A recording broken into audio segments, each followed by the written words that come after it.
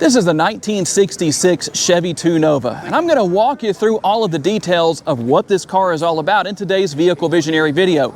There is a special aspect to this car that you won't find in anything else I've presented over the last few years on my YouTube channel. This car was originally purchased and worked on for 25 years by Gene Humphrey, a man very well known in the automotive industry in North Louisiana. He lived in Saline, Louisiana, passed away 2 years ago from the time that I'm making this video, and his family finished the car as a tribute. So we're going to go over what you can expect to find in something like this if maybe you wanted to build one or buy one or just know about it.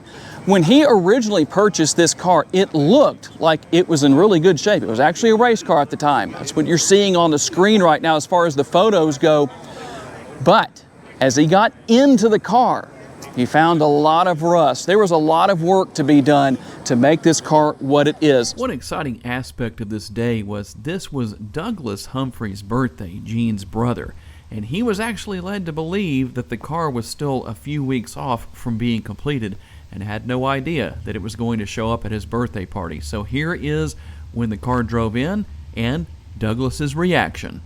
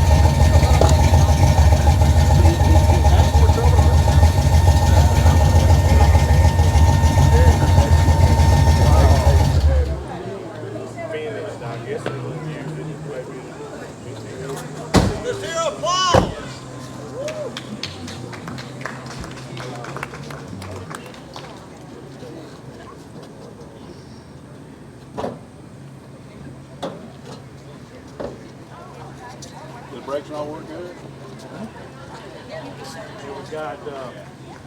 So let's talk about exactly what it is. And we're going to start up here on the front end.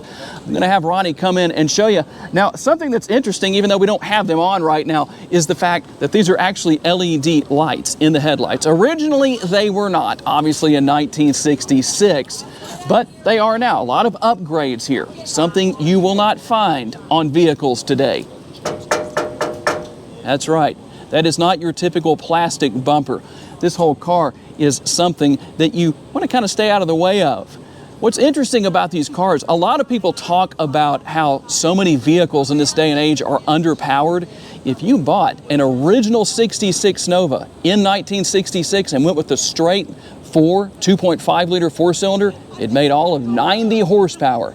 And there were multiple transmissions available, a couple of manuals, a 2-speed Power Glide automatic as well. You can get that in the SS or the Super Sport. But overall, you can see what we have here, a very nice looking grille. You're going to have a lot of silver, a lot of chrome.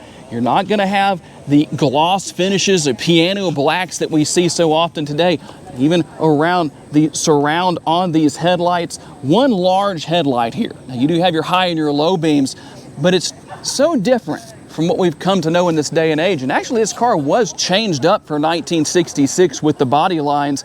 As far as what you see here, you can get it with a hard top, you can get it with a convertible. We're going to find Willwood brakes at all four corners, so really the best in the hot rodding industry, one of the best as far as that goes. 17-inch wheels at all four corners, but there's going to be a big difference when we get to the rear end.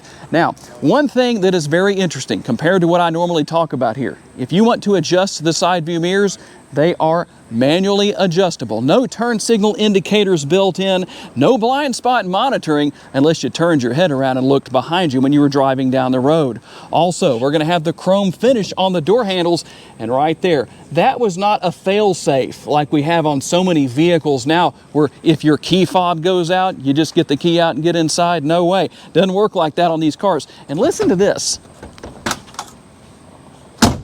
That is very different from what you're going to find on your vehicle in this day and age. And as far as the interior goes, let me show you something here real quick. Everything is manual. The crank for the windows and all of that, everything's manual. You also have your vent window right here, something you don't have in vehicles and we haven't had for quite a long time.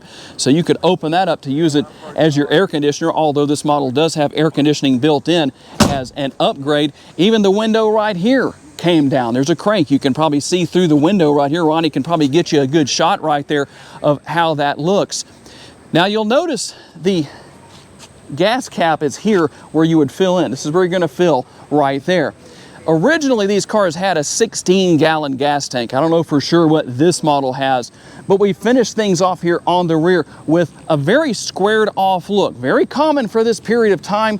We're going to have our tail lights right here, our backup lights right here, and once again, now you might notice not only the sound with that bumper, this and this, all of that, for those of you that are a lot younger than maybe I am and some other people that are watching, those are not sensors. This car doesn't have backup sensors or anything like that. No backup camera. It was all driver. A very different era and time as far as what this car comes from. And we continue on. Although what's under the hood isn't what was originally here, you could get as much as a 327 under the hood of these cars. If you went with the SS, making about 350 horsepower, this is a 355 cubic inch small block Chevrolet, making about 425 horsepower, aluminum heads, the entire bottom end very beefed up and built. It is actually fuel injected. It's not going to have a carburetor, so a little bit more of forward thinking there, a little bit more modernized technology. But I want you to notice something here. Now this is a street rod, so you're going to see some of the frame that's here that is not what was originally here as far as the car is concerned. But the thing I want you to notice is how much space you have here. I could not reach my arm way down here and touch the frame on other vehicles. I would get my arm stuck most likely if I did that. You can see the alternator right there. Very easy to see. You got your master cylinder right here. So many things that I can show you here that you don't normally get to see on these vehicles. Now, one thing that's very interesting here, besides, well, one more thing I do want to tell you about, mechanically, it does have a 700R transmission, something that's very common in hot rodding these days, but something that might surprise a few people. I want you to notice something here. As far as this area right here goes, that is solid, something you don't normally see, not something that this Chevy II actually came with originally, but that's the way that Gene decided to set things up as far as this model goes. And as far as your steering goes, this is going to have rack and pinion steering, but one thing that is a huge upgrade here is the bolt-in front clip that you see. Now what that does is increase the rigidity here and the strength with this front end. Instead of having the old shock tower that wasn't as strong back in the day with not only this kind of a car, but others that were on the road. A very big difference and actually a big improvement, something that I would say calls for being called more of a modern upgrade, because this is really the kind of thing you see in cars on the road today. And here on the rear, we're going to find a 9-inch Ford, 4-link rear suspension, and the coilovers. The rear gear, for those who want to know, is a 350. And if you watch me regularly, you know that this is the point in the video where I give the sticker price. Now, originally, these cars were about $2,200 if you went with the base model before adding options back in 1966. As this car sits today, with all of the changes and upgrades and everything that's been done to bring it to where it is, you're looking at about $100,000. Let's see what else you have here beyond what I've shown you as far as this model goes. Now, you didn't have a headrest. This is how these cars came back then with the seats the way they are.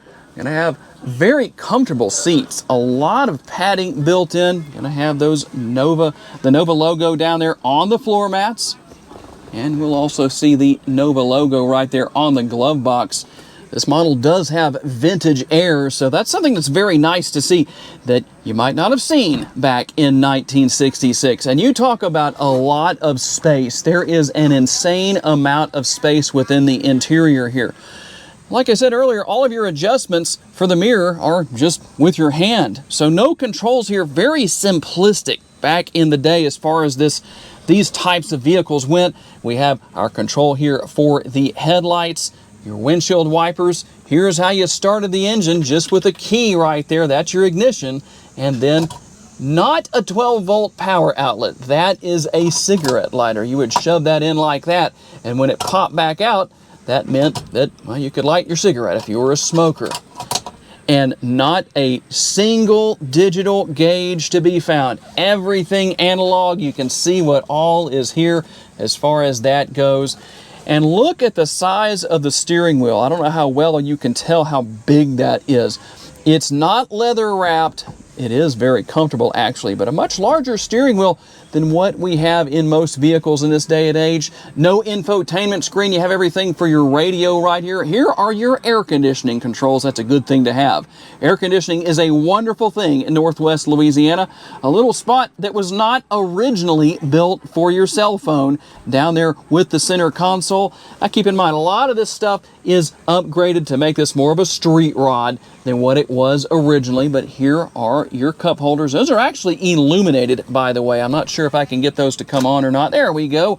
Show you that real quick, just so you can see. I'm not lying to you. A little bit of ambient lighting in a 1966 Chevy II. Not something you would expect to find, but there it is.